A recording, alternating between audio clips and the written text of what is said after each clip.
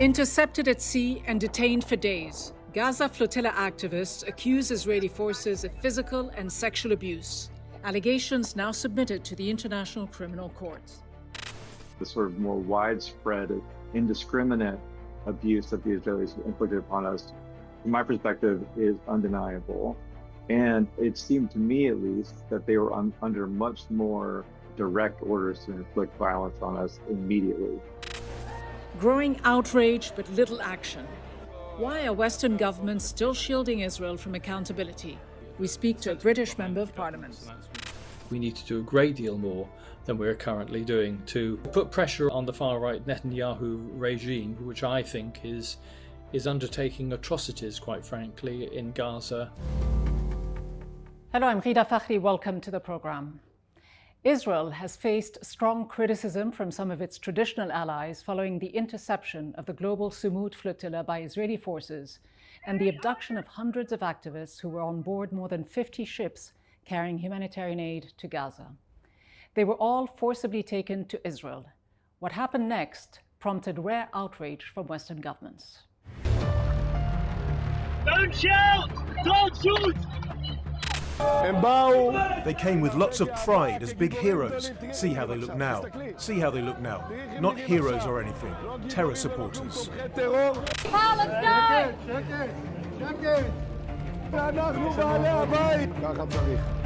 I was dragged into a darkened container ship on a prison boat. I was sexually assaulted. I was beaten. And that was just the beginning of 4 days of absolute hell.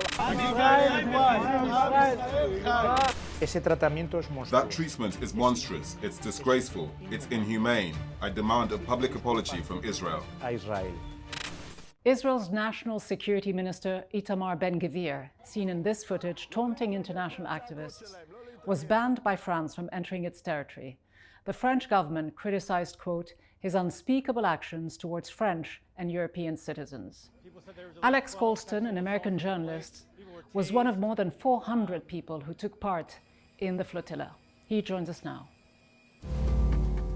Alex Colston, you were on board one of the ships when it was intercepted just 250 nautical miles away from the shores of Gaza, essentially a day or two from arriving. What was it like for you? How were you treated? This was the third time I have been intercepted by Israeli forces, twice on this latest spring mission with the global Sumud flotilla. When the Israelis board the ships and abduct us and take us back to Ashdod or to take us to the prison boats, as happened in this case, they typically do so in a violent fashion. They often threaten life and limb pretty quickly. In this case, they boarded the ship. The one I was on was called Gotico. And when they boarded the ship, they took us to the bow of the ship. They zip tied my hands immediately. They placed me on my back near the side of the ship at the bow. And I actually ended up striking up a conversation with two of the Navy commandos. And I was laying on my back, and one of them said to me, or asked me, kind of bizarrely, do you really think that we're the bad guys?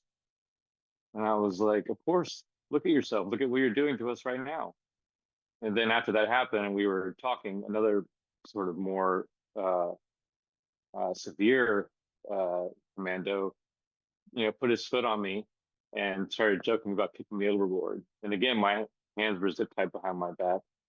And I only had a life jacket on, so I wondered to myself at that moment, can I swim with my hands tied behind my back? And that was just the beginning of a 3-day-long detainment at the hands of the Israelis. And once you were detained, what happened? Because we have been reading reports of physical and sexual abuse. Well, the 428 participants that were taken to the two prison boats in the middle of the Mediterranean received different kinds of treatments depending on the person and depending on the appetite for viciousness of the Israeli guards. On the prison boat that I was on, I saw at least two people shot with riot gear, beanbag shots. One person was shot twice, point blank, when we were being taken off the boat, and then about I don't know, 18 hours before that, a woman was shot in the leg and was bleeding profusely. In fact, then I saw that firsthand. I was looking right at her when it happened. She got shot, and I ran over to her and tried to pull her into one of the containers so that we didn't know if they're going to keep shooting us. Again, for viewers, it's important to recognize that we were in this container ship, and there were railing around the container ship, and the guards had their guns on us 24/7, and unprovoked they were shooting at us. So we didn't know, we couldn't go anywhere really. Let me ask you about the vessel that became known as the torture boat. What do you know about what was taking place there? I spoke with 3 or 4 people on the plane of the torture boat, and it's kind of hard to explain, but when I was talking with them, from my perspective, there was nothing but terror and fear in their eyes. And what they described to me were really horrific conditions. 35 people had their ribs fractured. At least 12, if not 15 people were sexually assaulted. And in some of the most horrific stories, what happened in the private quarters of the torture boat, they would take people from the courtyard to some private quarters on the boat, and then torture and degrade people in those private quarters. The degree and the sort of more widespread indiscriminate abuse that the Israelis inflicted upon us, from my perspective, is undeniable. And it seemed to me, at least, that they were under much more direct orders to inflict violence on us immediately. And yet we see a lot of indifference from European and other Western governments. Does that surprise you? I mean, you and other flotilla members are often criticized by Western politicians and governments, as well as the media, for seeking publicity, while Israeli officials often say that you are provocateurs, that you are terrorists. How do you respond to these accusations? I would say that the flotilla, in terms of its publicity, is 95% of the time interested in publicizing the suffering of the people in Gaza. In fact, I would just say outright that the way that flotilla participants talk about these efforts during them is to always redirect things back to the situation in Gaza and the genocidal conditions inflicted by the Israelis on the Palestinians in Gaza. There would be no publicity about our treatment if we could make it to Gaza. When these flotillas go, they go to Gaza. They don't go to Israel. We are not sailing toward Israel. We're abducted by the Israelis in international waters. In international waters. They take us to Israel and subject us to abusive conditions. That would not be publicized whatsoever if the flotilla can make it to Gaza. So I find it not simply aggravating, but just simply perverse that the Israelis attack the ships every single time, often multiple times. They treat us to these abusive conditions. They take us to Israel, and then they accuse us of being a publicity stunt.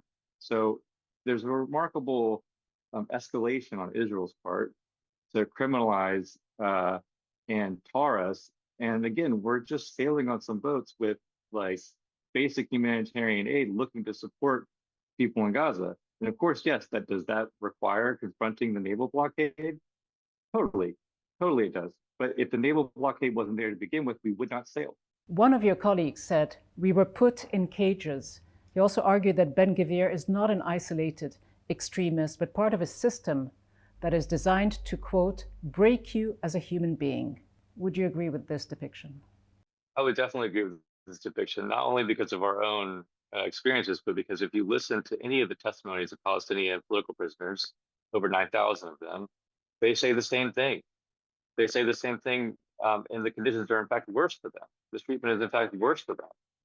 Even if we get a little bit of a glimpse into that, and we experience the kind of open sadism of Israeli prison guards, like I can say quite firmly and quite certainly that the degree of abuse and control inflicted by the Israelis is just absolute. It's just absolute.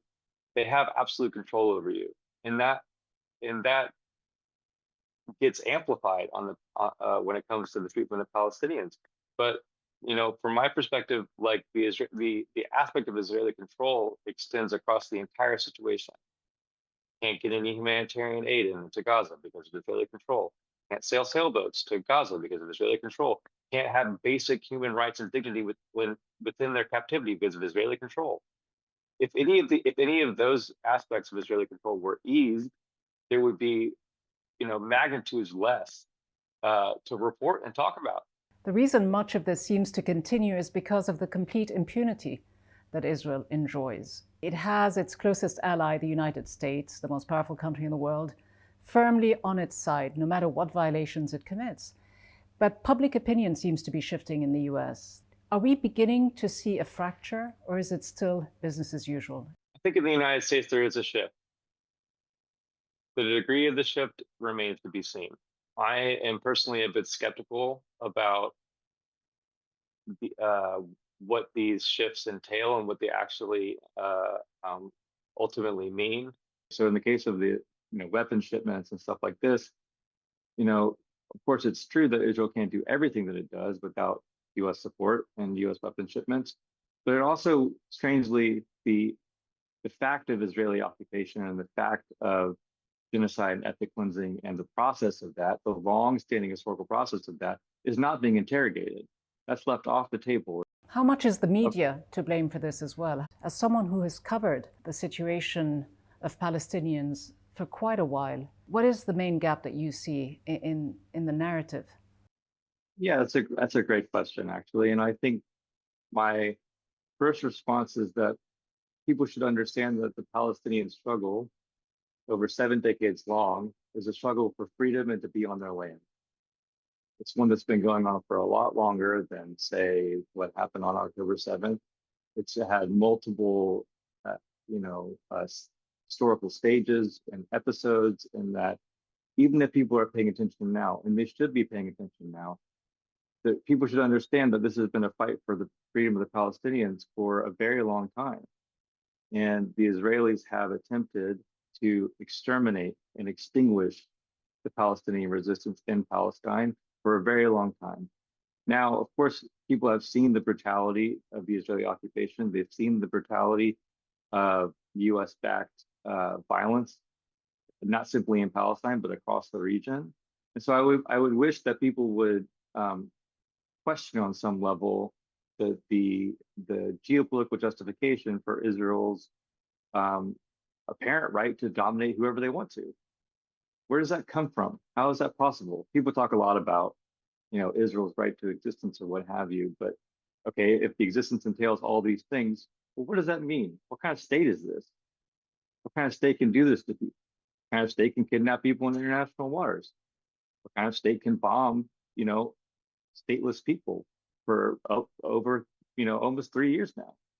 I mean, these are questions that should be asked way more often, and they're not. In fact, what happens instead is that the U.S. in the media, definitely, but in the U.S. in terms of its politicians, always run cover for Israel. It's not some conspiratorial idea. They are quite clearly controlling, first off, everything that happens in Gaza on the one hand, and anyone who tries to help them. But then also more broadly, they would like to have hegemonic control over the region itself. And we can see what that entails. It entails just sheer absolute barbarity. Alex Colston, thank you so much for speaking with us. I'm glad that you made it back home safely. Thank you. Thank you. While the US and European governments continue to avoid imposing sanctions on Israel for its violations of international law, some in the UK Parliament are calling for an end to military support for Israel and accountability. Andrew George is a Liberal Democrat member of the British Parliament. He's been a vocal critic of Israel's conduct in the occupied Palestinian territories. He joins us now. Andrew George, you were one of 6 MPs in the UK Parliament who have introduced a motion condemning Israel's interception of the flotilla in international waters. What was the purpose of this motion? Why was it important for you?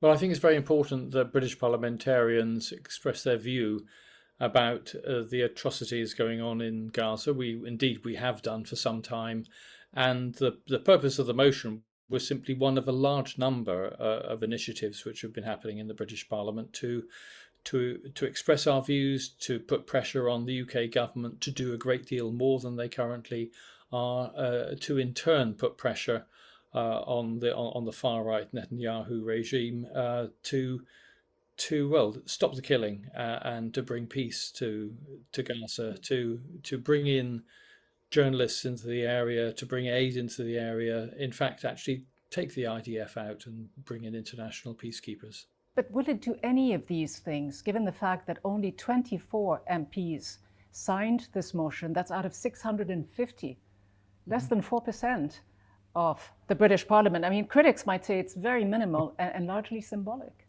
Yes, a lot of things that are happening in Parliament obviously are symbolic. And I think it needs to be remembered that parliamentary motion has only just been tabled just before we took parliamentary recess. I'm sure that there will be significantly more MPs that will be signing enough MPs, though, the do you motion. think? Enough MPs to see any kind of real change? Because if this interception was a clear violation of international law, Yep. would you have expected to see A, more political support, and B, more meaningful action taken against Israel?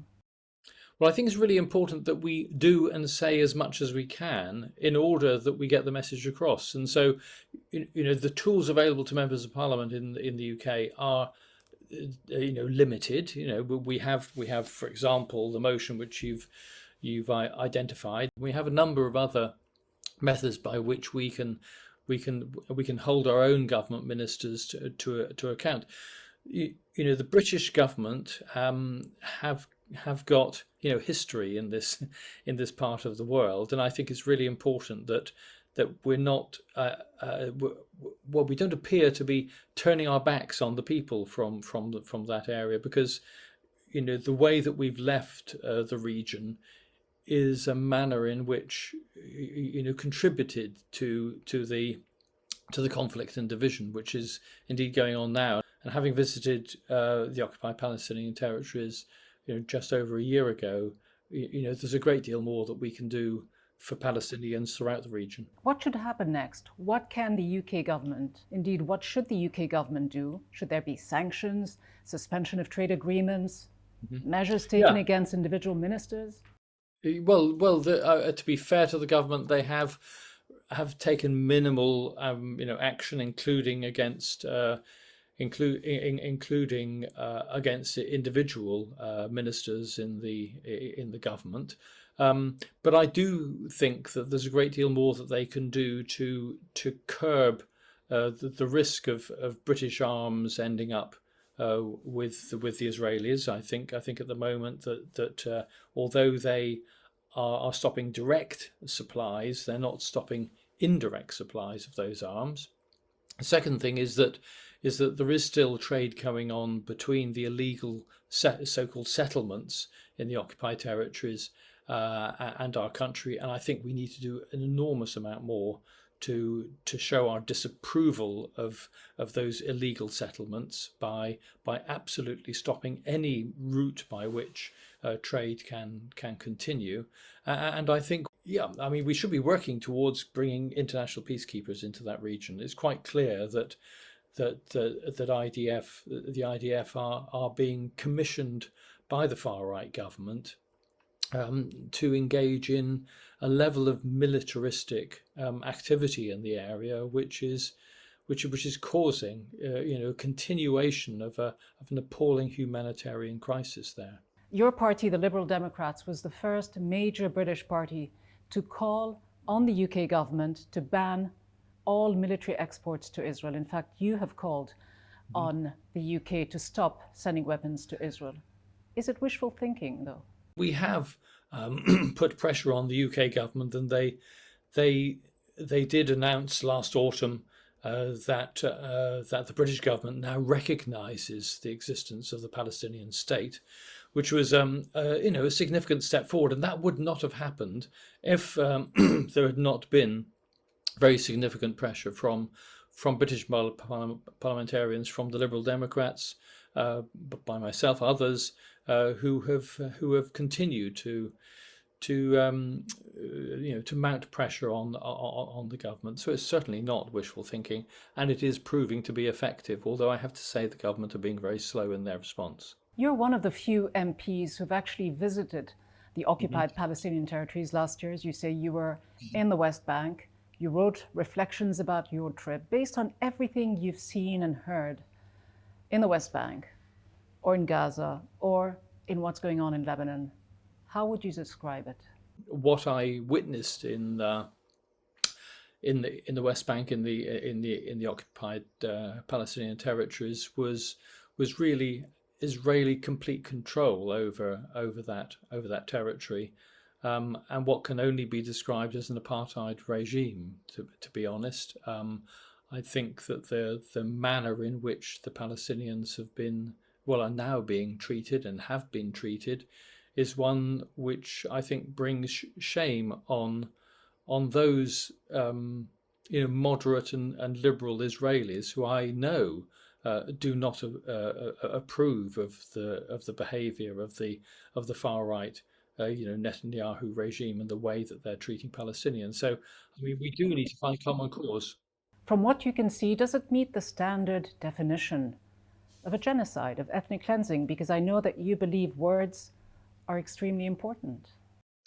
Yeah, I mean, the adjectives that we use kind of inflame the political debate around this, certainly, and I have used some very strong language to describe the way in which the Israeli government, particularly the far right Netanyahu government and his ministers, have behaved, and their intentions and their treatment of the Palestinian people. It certainly is an example of collective punishment, and the fact that the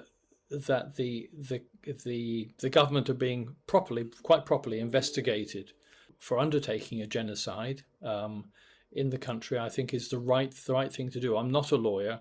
I'm not someone that wants to actually be the person to make that judgment. But I think it's right that judgment has to be made at some point, and certainly the sooner it's made, the better. What is the single most disturbing fact or image that you have encountered over the last year or two on your visits to the occupied Palestinian territories that has convinced you that the UK government's policy has to change? To hear that newborn babies can end up with rat bites on their faces, that people are living literally in their own effluent, and that malnutrition is widespread in an area like that.